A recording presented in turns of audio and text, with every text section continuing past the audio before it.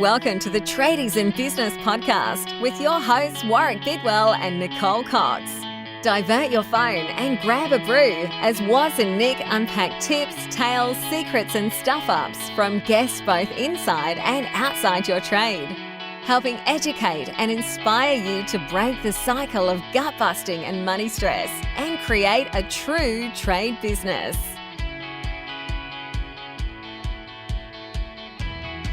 G'day, and welcome to a beautiful winter's day, Coxie. I hope it's a beautiful day when people are listening. It's raining here in Brisbane, so one would hope when they actually listen, it's okay. Well, maybe it's beautiful when it's raining as well. I don't mind the rain. Yeah. It makes my garden happy, makes my lawn very green.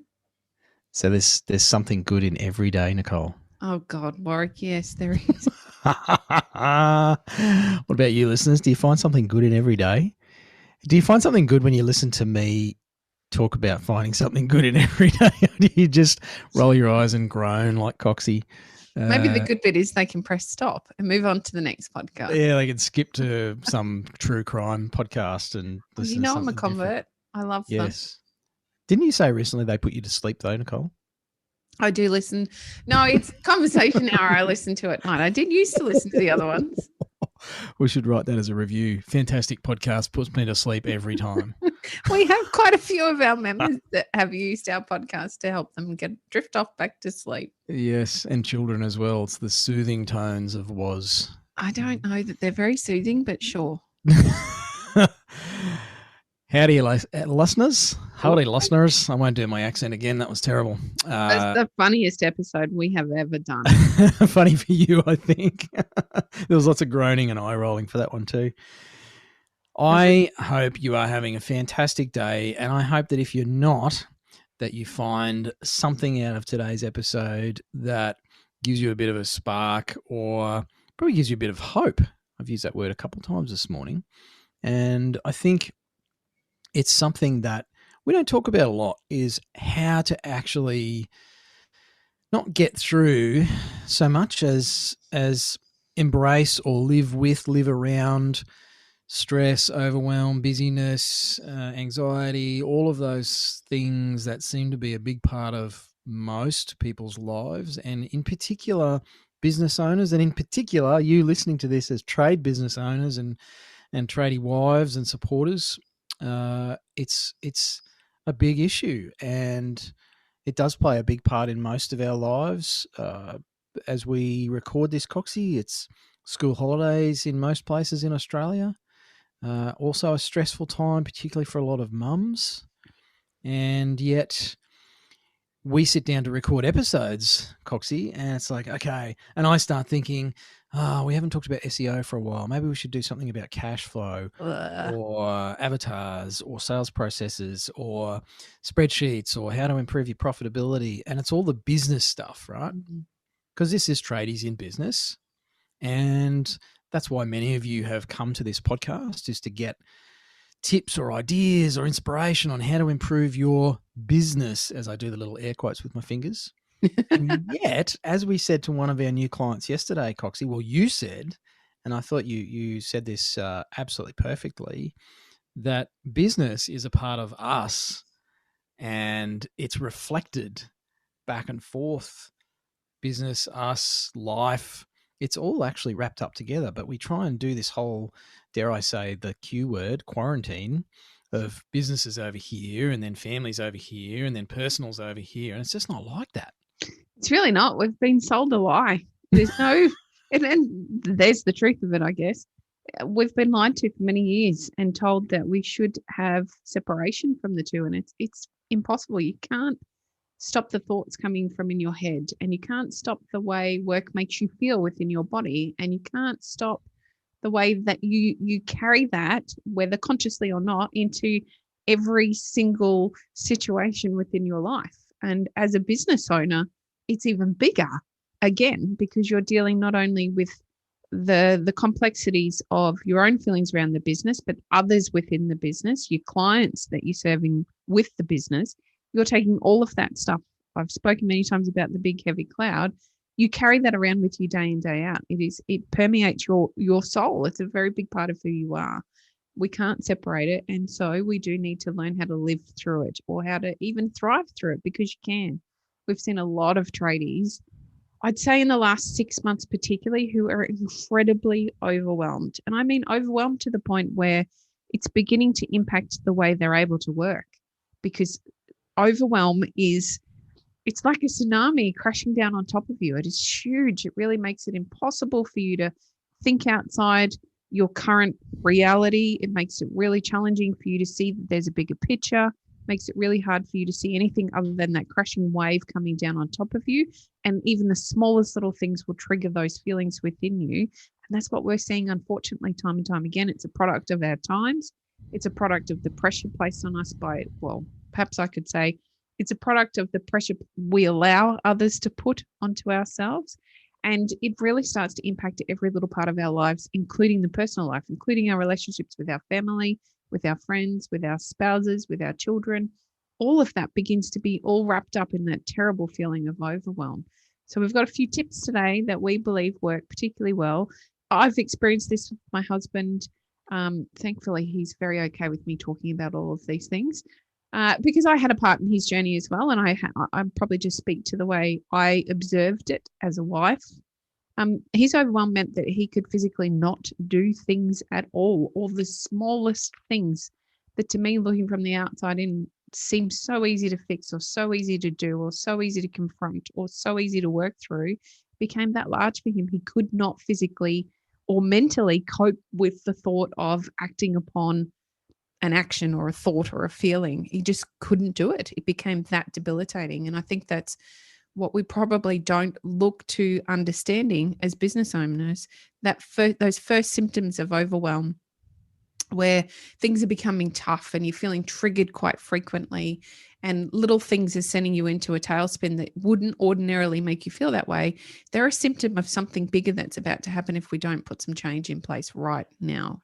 So we've got some tips for you today. Great. We should have probably written these down beforehand. I was a bit overwhelmed with the topic of this episode. You know me, listeners, I like to joke about to ease the tension a little bit. And you know what? Maybe that's one I'll just throw in as a curveball and unscripted as my first one is I think a lot of us have natural strategies that we can call on to deal with some of these situations. And we did an episode recently about, it was one of our Flip It Friday episodes again. And, you know, using humor, using that sort of taking the mickey kind of approach is, it's called ambivalence, basically. That's the fancy word for it. And it's just being a bit kind of offhanded and flippant about what's going on to, I guess, make light of it. It's easy to get really heavy and to feel heavy, and it can be hard to do that. It's hard to make some of these changes. I mean, everything that we're about to chat about is hard to do. And I guess that's part of the challenge and the choice is we have to at some point grab the bull by the horns, gently, of course, and respectfully, and make a choice and make a decision to make change. And the point of this is they can be super small changes that you might think, listening to this, like, well, how's that going to make any difference? How's that going to change the fact that I've got $300,000 outstanding and, you know, I'm behind with my supplier payments and I've got builders screaming at me and, you know, the kids are all sick and the wife and I haven't had a decent conversation together for the last 3 weeks? How is actually making a joke and taking the mickey out of myself or out of the situation actually going to change anything, Was? And the point is that becomes one little step in a different direction to the one you've been, I guess, cycling through for the last 3 weeks or the last 3 months, or sadly for many of you, for the last 15 years. It's a horrible mindset to be stuck in, and you become very stuck. It's like a spiral. You're really stuck in it. And so if you can make one little change to trigger a different thought or a laugh or pull you out of that mindset just for a moment, it does make such a big difference. And laughing, That's why they have laughing yoga, people. It is hilarious. You will start feeling so stupid, and you by the end of it, you will have rolling belly laughs. And the reason for it is it changes your mindset. It releases some of those good feeling hormones that help to make you feel better. So if you can do that by, I was going to swear, I'll try not to, by making a joke about yourself, about something within the situation, just having a bit of a laugh, it can really make a significant change to the way you're able to then impact what has to happen for the rest of your day. It's a circuit breaker. Exactly. I love it. And I think we used that language recently. Is we have all these, it's like a big circuit board, it's like they're hardwired over time. And over time, we build up another layer of solder on the green circuit board, and we just keep laying down more and more on those same pathways. And of course, that's where thoughts are going to travel. That's where actions and habits build up over time. And so what we've got to do is, if you want to make a change to this, the next step is, okay, well, how do I make change? Is we've got to drop a screwdriver across two of those circuits and short them out. And one of the ways you can do that is literally by, a bit of black humor, a bit of dark humor. It doesn't go astray. It's a change. It's something different. And so it starts with that decision. I'm pausing, Coxie, because I'm thinking through some of the times in my life where I've actually found it really difficult to do this stuff. And yet it does actually, it has set me down different pathways and different ways of thinking. And out of that even comes other people, hanging out with different people. We haven't talked about this, but I thought about this recently. Many people will know Anthony Robbins. Listening to this, he's been around for a long, long time now. He's probably he's getting pretty old, and love or hate the American life coaching scene. He's been massive over the years, and I did go to one of his things sort of 10 plus years ago. And one of the principles that he taught was awesome, in that we all get in a state. We even use that in our language. It's like, oh, I'm in a bit of a state. Probably not so much in the 20s, but back in the 10s or the zeros when I was a young fella. It's like, we get in a crappy state, or we have a state of mind, we refer to it as. And so he actually talked about the fact that you can change your state in a heartbeat, and he draws it as a triangle. And we love triangles here, Coxie, with the triangle of possibilities. We do. So if you think of a triangle, and the triangle in the middle of that is your state that you're in, the 3 points on the triangle are the 3 things that you can change to change your state, or your state of mind, or your state of being. And if I remember them rightly, 2 of them were what you focus on. So one's your focus, one's your language, and the other one I'm pretty sure was your environment. And so... or it might have been physicality. I'm not sure, but basically, he had 4,500 people in Sydney back when I went to one of his seminars. I can't remember which one it was, but he actually had us all doing star jumps to demonstrate how different you feel after doing 10 star jumps to beforehand. Now, that takes a conscious decision. You have to go, I feel like rubbish. I feel weighed down. I feel heavy and black and overwhelmed. I'm going to do 10 star jumps. Now, it's probably going to trigger the laughing as well. But it does. It gets your heart beating faster. You feel like a wally jumping up and down on the site, or in your office, or, in your undies in the bathroom, or whatever it is. But you feel different. And that different feeling, again, is a catalyst for different thinking, different actions. It's tiny and it's different. And I think that's the big key for me in what we're talking about, Coxie, at least, is do something different. Just make a small change, because one small change will lead to another small change. And they add up over time. I think that... Well, this is something we talk about with our clients, actually. We talk about the list of 10.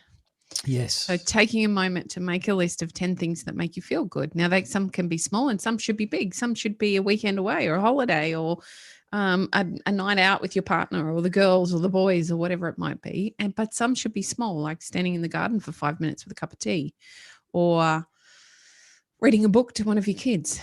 Just small, tiny things that make you feel good. They're called self-care activities if we get right down to the tin tacks, and they help to change your frame of mind.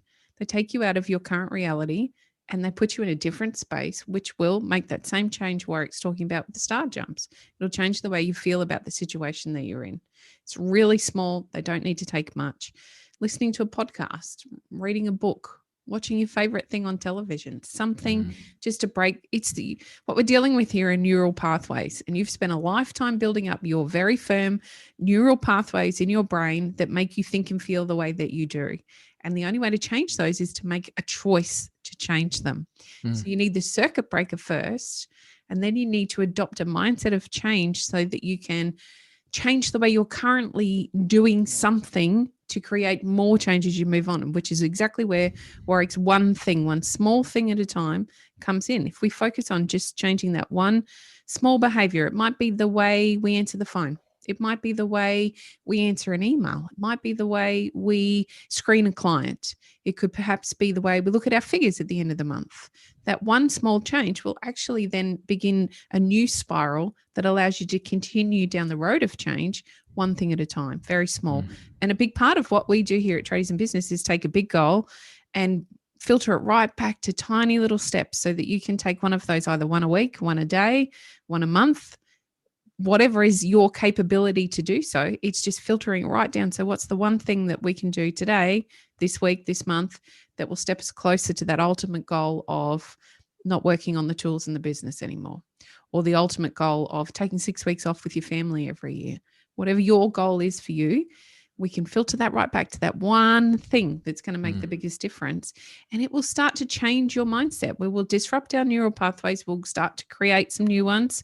Yes, there'll be some big ruts to climb over with your old ones. There'll be consistency in forcing that change until it becomes a new pattern. And it can happen. And look, sure, it's hard in my air quotes that you can't see. And yet it's actually very easy, providing you can find somebody to help you keep you accountable, I suppose. That's the big thing. You can't do this stuff on your own. You need someone to help you with accountability and support all the way through. One of the most powerful things I've learned to do over the years, Coxie, and I, like many males of the species, have a penchant for learning things the hard way. I have become well versed at learning lessons the hard way in my life, and that's been a big driver for this podcast and for the work we do with our tradiepreneur clients and community now, is to share some of the hard way lessons with others in the hope that they go, "Ooh, that looks pretty rocky. Might take a different road to Woz. He's not too bright. I'm going to be smarter than him," which is probably not that hard. So I have learned that one of the most powerful things I've been able to choose to do over the years is tell someone else that I want to do something differently. Yeah. Not how can I or can you help me to do this differently, but actually just make a statement. And probably most often I do this with my beautiful wife is, hey, I want to be more mindful of this language that I use, or I want to respond differently in these sorts of scenarios. You and I have these conversations as business partners and co-hosts and co-creators and co-conspirators, Coxie. It's like, I want to be able to handle these situations better. That's it. It's not actually seeking help. It's more just it's sticking the flagpole in the ground and saying, you know what, I want change. That's really what it comes down to. Yeah. I want change. And just by languaging that, which was one of the 3 points on that Anthony Robbins triangle with your state, is your language. The words that we speak, they almost preempt a change in behavior without having to do anything other than saying, I want to stop drinking during the week because I'm putting on a bit of weight. I'm feeling a bit heavy and flat, and I know it's not good for me. So I you know what, wifey, I want to stop drinking during the week. That's it. And it's amazing what that actually sparks within us without anybody around us needing to do anything with that information. The tricky part is the people we tell that stuff to often try and jump in and help us make the change. And again, that's where, shameless plug for our tradiepreneurs and the fantastic clients within our tradiepreneur community. There's people there who actually get that you're not asking them to fix you. You're just sharing an intent. And that intent just sparks, again, different thinking, different circuits start getting laid down on the printed circuit board in your noggin. And that's been a huge thing for me. And it's amazing. It still blows me away, the changes I notice in myself within a week of telling someone, hey, I'm not going to do that anymore. Or I want this to be different. And they're like, okay. Can we talk about, I guess, what you're referencing there when you're sharing that, finding the right people, so the community aspect to that? I've seen plenty of situations in which somebody's expressed an intent around something that they wanted to change, but they've expressed it to the wrong people. They've expressed it to the enablers in their lives who want to pull them back down. The naysayers. Yes. So they want to pull them back down into that position where there isn't room for change, right? Because change threatens some of the people in your community. It's not just scary to us, it's scary to the people around us too, isn't it? That's right. So it might be a husband thinking, okay, my wife has expressed that she wants to make a change about her personal health or her personal appearance or something along those lines. That might threaten me as a husband, or vice versa. It might threaten me as a wife. Oh, what's the outcome of that? I'm not ready for change, but he or she is about to change. What's that going to do for our relationship? What's that going to do for me? Now, I'm not saying that your partner, significant other, is an enabler. And what I am saying is that we need to be cautious about our communities, because these enablers do creep in without us even understanding that they're there, because it's become very much of our neural pathway. They are part of that process. Absolutely. And they possibly don't even realize that they're actually enabling or blocking your change or enabling your old habits. It's just that they're in habitual pathways as well. So it's such a great point, Coxie, of our environment, who we surround ourselves with. We talk a lot, or we have talked a lot over the years on the podcast about the media that we consume and the books that we read and the groups that we hang out with, and just being judicious about what we consume, either in, food and alcohol, or the media, the stuff we put into our brains, because it has such a huge impact on the way we think, which, as most of you will know, listeners, drives the way you act, and that gets you the results that you're seeing in your life. So just, do a bit of a conscious check of who's around you, and by all means make the proclamation. And I guess that's why it's worked so well for me as one particular strategy, is because I'm not asking anything of the people around me. I'm just verbalizing it. Is really, that's the theory. When we verbalize this stuff, it's part of dialectic behavior therapy, and it's a well accepted, respected, and utilized treatment used by psychologists. But the practical application can just simply be starting to say what you want, and the subconscious goes, oh, is that what you want? Geez, I thought you wanted to be fat, sick, and miserable. I guess I better change my behavior to match what you're saying now. I mean, that's pretty much how it works. In the woo-woo world, they talk about giving it to the universe and watching it happen. And the truth of it is, you're actually just giving it to yourself. Yeah. You're opening your mind to a different possibility, to making a change. And when that becomes, it's almost like making an affirmation. I know affirmations is super wanky, and I'm sure a lot of our tradies are now rolling their eyes if they haven't started already. And yet, by stating your intention of change or difference, you're actually making an affirmation that helps you move down that path to messing it all up and making something new and different. Here's a challenge to you, listeners. If you're in a vehicle, wait till you pull over and turn the rear vision mirror so you can see yourself in it. Just do this, around the side of the sight, so none of your staff see you doing this. Turn the rear vision mirror so you can look yourself in the eye and just say something positive about yourself or about your day, but particularly about yourself. Just say, I am an awesome business person. I am a great dad. I am a loving husband, something like that. Just do one you're going to feel like an absolute twat, and that's okay. But just if you're willing to take on the was challenge, give it a go. And for the listeners at home, maybe the tradie wives, that's a bit assumptive. And, most of you are keeping house, doing book work, taking care of hubby who's probably out on the tools today. You're trying to figure your way through some sort of awful reconciliation of invoices and payments or something horrendous like that. Just go find a bathroom mirror somewhere and do the same thing. I am a Wonder Woman tradie wife or something. And just say a quick little affirmation and feel how weird that feels. Now, the point of that is not to get you to start doing these every day. It'd be great if you did. They've been shown to have a great positive effect on our thinking. But it feels weird because that's not how you normally talk to yourself. It's different. The way you normally talk to yourself is probably in the negative. I'm not good enough to ... or I'm not getting as far as I want to, or things just aren't happening at the moment, or I just don't know how to do this. The number of times, Coxie, we hear people say, I just don't know. I don't know. That is an affirmation. I don't know. You're telling yourself you don't know. And yet all the information is out there for you. It's on our podcast here. What's actually happening is, up until this point, I haven't made the changes, or I haven't found a way that works. And the key is up until this point. It all happens in that little moment of making a choice to make that small change. So there's one thing here that we've neglected to talk about so far, and that is that big goal, what we're all doing this for.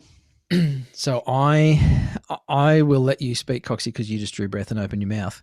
But I think my Tassie internet just ruined the moment. That's okay. I was thinking exactly the same thing. It's like we've zoomed in with the binoculars or the telescope to this little point, and we're looking at the fine detail on this point. And what we need to do is regularly zoom out. And if any of you have used an old school camera where you look through the lens and you zoom in on something, if you zoom in, it's really hard to see where the thing was that you were trying to zoom in on. If you didn't get it quite right, you zoom in on the wrong spot. You've got to zoom out again to go, oh, there's the bird. And you re-point the camera or the binoculars or whatever and zoom in again. It's like, oh, now I can see it. And so what a lot of us do is we zoom in to such fine detail on the wrong thing, or not the thing that's actually going to get us the results we want. And we forget to zoom out and go, hang on, let's look at the big picture. Let's zoom out and go, where's that thing gone that I was really passionate about 7 years ago? I've lost sight of it, literally. So we've got to zoom out, Coxie, so we can actually see where the heck we are. I think we get just so busy being busy, we forget to have that retrospective understanding of what we're actually working towards. It still stuns me, sadly, how many tradies we talk to. And when we ask them, okay, well, what are you doing this for? What are your goals in life? They either don't have an answer, or their answer is so vague that it really isn't an answer anyway. And again, they're putting that out there. They're cementing it in their own heads that they have lost sight of that. So I guess the biggest tip here today in trying to move through the overwhelm is to zoom out and remember what it is that you're doing this for. Is it because you want to retire by 45, 50? Is it because you want to set up a business that can function without you in it 24/7 and go for a holiday for 6 weeks? Is it that you want to create the kind of lifestyle that means that you're flexible for your children so that you can be there on their sports days or their sports carnivals or their debating club or whatever it might be for your kids? Is it because you want to pay off the house and then have an investment strategy and own 5 houses in the next 10 years? What is it that you are doing this for? It's a really challenging exercise for many people, particularly business owners, because we get so stuck in the everyday. And yet when we find that time to remember, okay, what's the end goal? Where are we going here? What's it all for? It makes the everyday that little bit easier in that we remember what our purpose is. And when we have purpose, we can find passion, we can move forward, we can create something that's bigger than us. We can disassociate from some of those sometimes negative feelings that we're all stuck with in our spirals with our lovely neural pathways, and we can start to make some change. But it's got to begin with the bigger thing. What are you doing it all for? Yeah.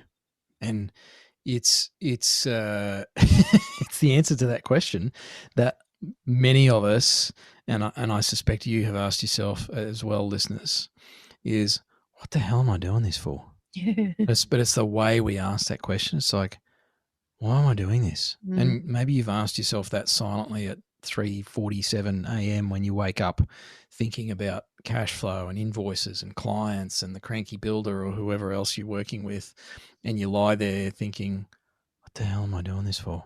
Mm. And if you don't have a kick-ass answer to that question, or at least something that's relevant for you other than to pay the bills, then that is the secret sauce. That's the little bit of magic dust that when you zoom out and get clearer on where the heck are we headed here? Ah, that's right. 12 years ago when I started this, I had this dream of XYZ. Or, when the kids were born, I imagined that we'd be doing this. That's the thing. Even as I say that in an imaginary sense, I get a little bit tingly because I think, man, that's what drives me. And that's what drives most people is what's the end game? What's the thing? What's the pull? Where are we headed with this? It's what's on the horizon. It's not how do I actually improve my systems so that, we don't have so much rework. That's not very inspirational. That's boring as bat droppings. Mm-hmm. And yet it's very necessary, and it's an incredibly critical part of getting to the thing that's out there when you zoom out and you go, oh, man, look at that view over there. That's where I want to be. Okay, let's zoom back in on the next step, on the right step. I think we've solved the world's problems. And I've only had 2 cups of coffee, Coxie.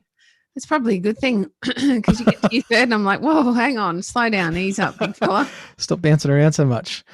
All right, we've talked a lot about a lot of things today.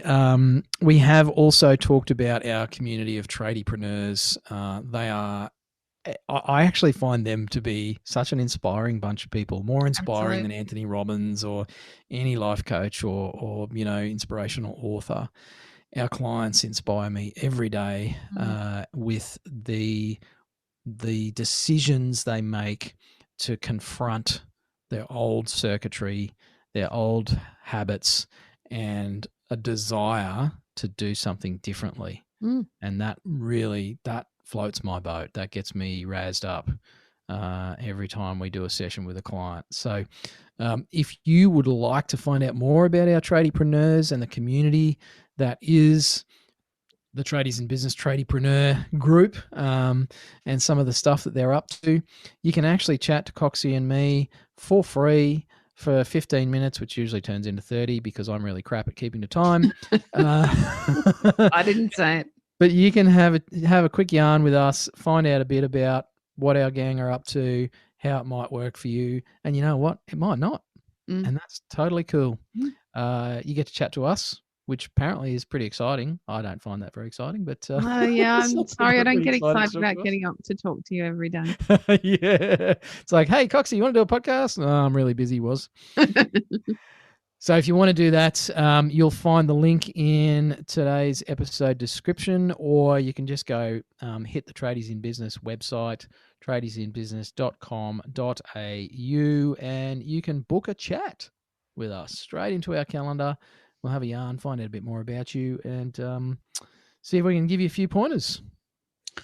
I hope that we get to talk to you soon. Thanks for listening. Hooroo. Hooroo. You've been listening to the Tradies in Business podcast with Warwick Bidwell and Nicole Cox. Find out more about today's guest, tools for your trade business, and other cool stuff at tradiesinbusiness.com.au.